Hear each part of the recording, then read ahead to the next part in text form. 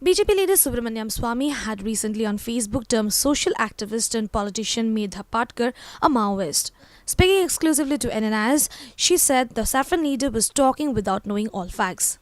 Medha Patkar was called a Maoist by Subramaniam Swamy for speaking out against death penalty for convicted terrorists Afzal Guru and Ajmal Kasab.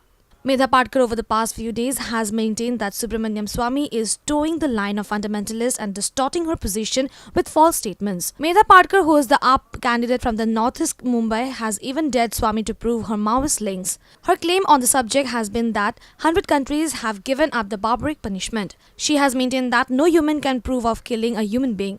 So we met Medha Patkar to understand her view better. She claims the allegation against her as baseless.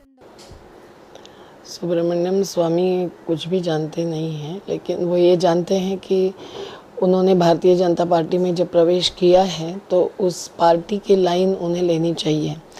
लेकिन मुझे Maoist कहने की हिम्मत तो किसी ने की ही नहीं, क्योंकि माओइस्ट खुद ही ज़ोर शोर से नकारेंगे और कहेंगे कि मैं माओइस्ट कभी हुई ही नहीं।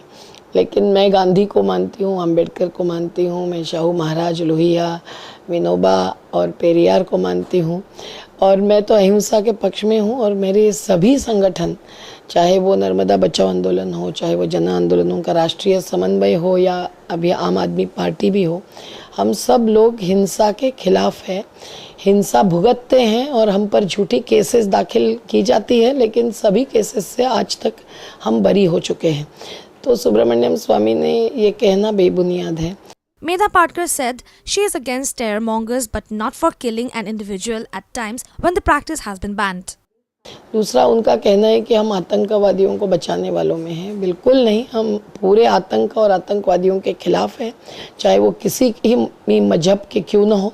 लेकिन जब निरपराधों को गुनहगार साबित करने की कोशिश होती है तब हम उसके खिलाफ खड़े होते हैं। और हमारी खिलाफत फांसी की सज़ा से है, क्योंकि मनुष्य वध या हत्या ये बुद्ध, कबीर, पैगंबर, विवेकानंद, शिवाजी महाराज या किसी ने भी मंजूर नहीं की। और ये निश्चित कि ख्रिस्त ने भी, और ये निश्चित कि सर्वधर्म की ये सीख हमें अगर पालन करनी है तो जैसे 140 से अधिक देशों ने अब किया है, उन्होंने फांसी की सज़ा का कानून ही निकाल दिया, वो सजा ही रद्द की और आजीवन कारावास, सश्रम यानी मेहनत करके आजीवन कारावास, ये सब ज़रूर मंजूर किया है। हम भी उसी पक्ष में हैं। Medha Patkar adds, given a chance, she will file a defamation case against Subramaniam Swamy. मेरे को बदनाम करने की ये साजिश उन्होंने रची है, ये निश्चित। और इसलिए अगर चाहे तो मैं बदनामी का दावा कभी भी कर सकती हूँ, पर अभी फ़िलहाल मैं सोचूंगी कि क्या करना है। Powered by NNIS.